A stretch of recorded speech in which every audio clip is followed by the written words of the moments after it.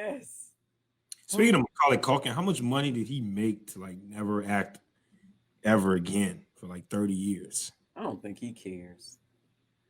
You really think like he's thinking, I'm wealthy enough, I don't have to do it again, or if he's just like, I don't care about nothing. It's possible he doesn't care. I saw the nephew from like the Bernie Mac show. Like he had like got out of the business completely and went to like Orlando, was working at Verizon. Until some dude ran up on him, was like, "Hey, aren't you guy from Bernie Mac show?" And then I think like he quit like 2 weeks later. Jeremy, was it Suarez? What was his first name? Jeremy Suarez, something like that. Yeah, that played what's the name? What was the nephew's name? Junior? Was it not Junior? That was it's Blackish. Jordan. Jordan, yes. Mm-hmm, yeah. Mm-hmm. But I mean, he said that he had gotten like he was cool on the industry and he wanted to kind of do something else. So I could see that. Macaulay Culkin just seemed like he had so much hype as a child. I mean, he essentially became like an American, like Steve Urkel, right? Like, he's basically lived off of Home Alone. Jeremy Suarez. Mm-hmm. Yeah. Well, Jaleel White kept working though, right? Behind the scenes, I believe, and I think he did I think he has like got his education too. But I think he like produces and writes and stuff like that. And voiceovers, I know he's done. He was like Sonic the Hedgehog's voiceover, but nobody knew it. Nobody knew it. But if you go back and listen to not the original one, but I think the one that came out in like 2000s, if you go back and listen to it. Now that I've told you that, you can hear Jaleel. You're like, Sonic? Come on. You know what voice blew my mind was learning that Shredder in Turtles was James Avery. Really? Yeah. The cartoonist? Really? Yes. What? James Avery. Yeah, film. Wow. It was. Shredder in the cartoon, the teenage. Yeah. Is that teenage? He was the voiceover. Uh-huh. Wow, he was talented, man. Yeah, he was talented. He did Shredder. That is very much so. That and Samurai Jack. I found out that what's the name did Samurai Jack. That guy does a lot of voices though, right? Yeah. But Samurai Jack is kind of like Shredder. It's like, what? Phil Lamar. That's it. Man, my son talks about it all the time. Yeah. You said James Avery, and I thought Tex Avery. I know what you're like. What? Tex Avery? I'm so confused. Came back to life. James Avery. I used to make these animations. Now they got me voicing them. They got me doing everything. Come on, Tex, when you gonna get done with those Shredder animations? I said, don't rush me, boy. Okay, now it makes more sense. Thank you. Oh, Chuck Jones was Tom and Jerry. Who was Tex? Tex Avery was did he do a lot of the He did like Droopy and cartoons like that. Yeah. Which would be equally as impressive. If he did Droopy and he did Shredder.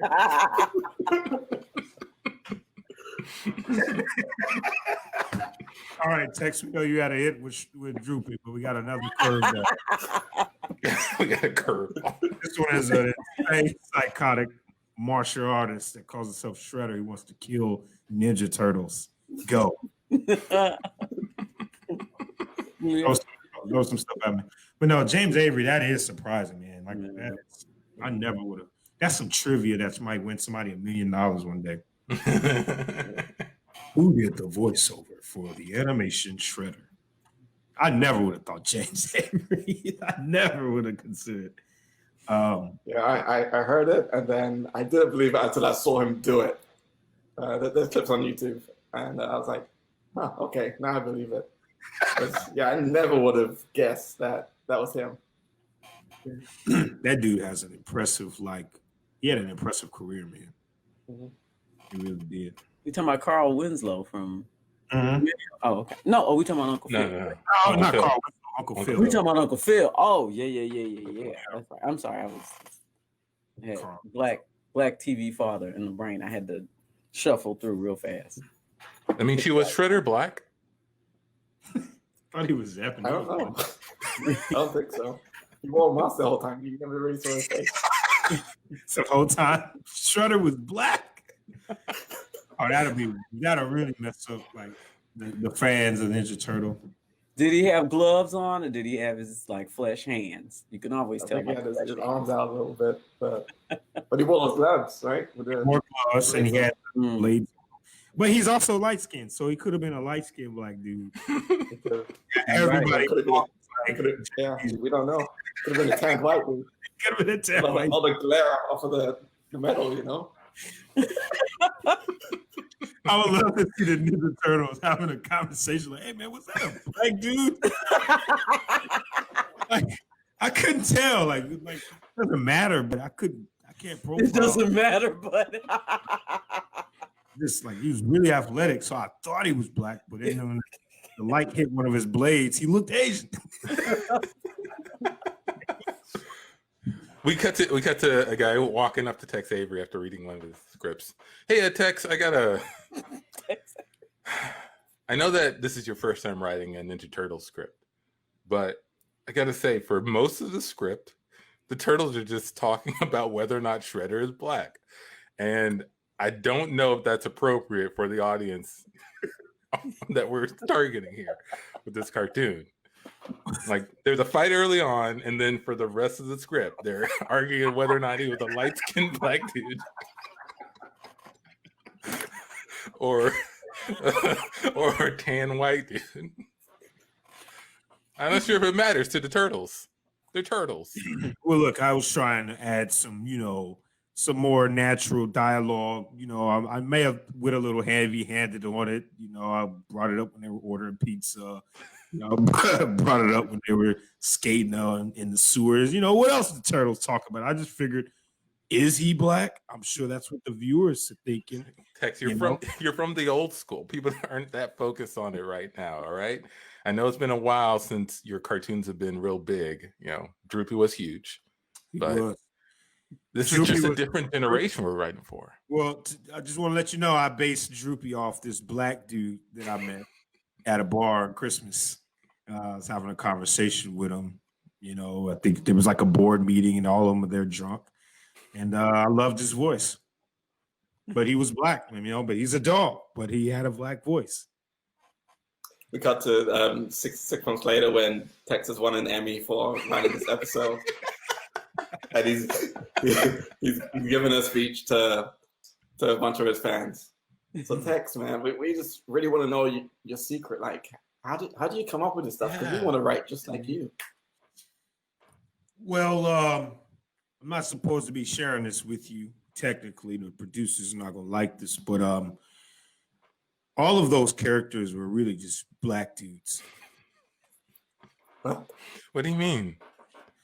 Shredder, he was a really ambiguous kind of, color. So I figured if he was black and it would ruffle some feathers, but hey, why can't he be black? Why can't Shredder be a light-skinned black dude? This sounds like the dialogue from the episode that won the Emmy. I remember Raphael saying that same thing. Yeah, I took a kind of kindred spirits to Raphael. I figured no one really likes Raphael, but he always keeps it real. He's A to C. He's 1, 2, 3, 4, 5, straight all the way to 6. He's 1 to 8. So I figured, why don't he just call it out like he sees it? There's a scene where Shredder does like this spin move like Michael Jackson, and I was like, I bet Raphael would probably thought he was black right at that moment, right there. So I took a risk and I added it into the script, and here we are. Kissing the Emmy. We got to a table read where they're reading the script. Tandy, I feel like you're making Shredder like real black, like in a weird way. He's not that black. He's not that black. Yeah, you don't have to do a Samuel L. Jackson impression. You really, You really don't think Shredder would have said, "Oh, y'all, get in the back. I'm gonna have turtle soup." I mean, you really don't think- And steam. And that is the Can't Tell Us Nothing.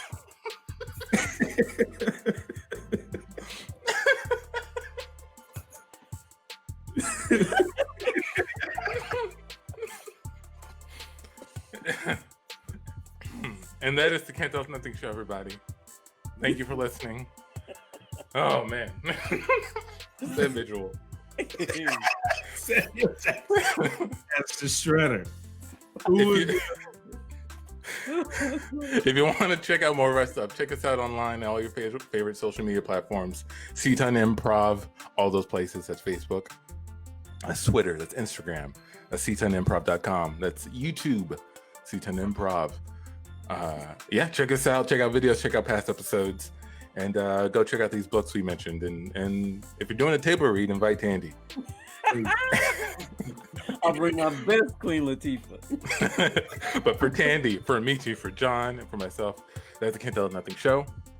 We are out.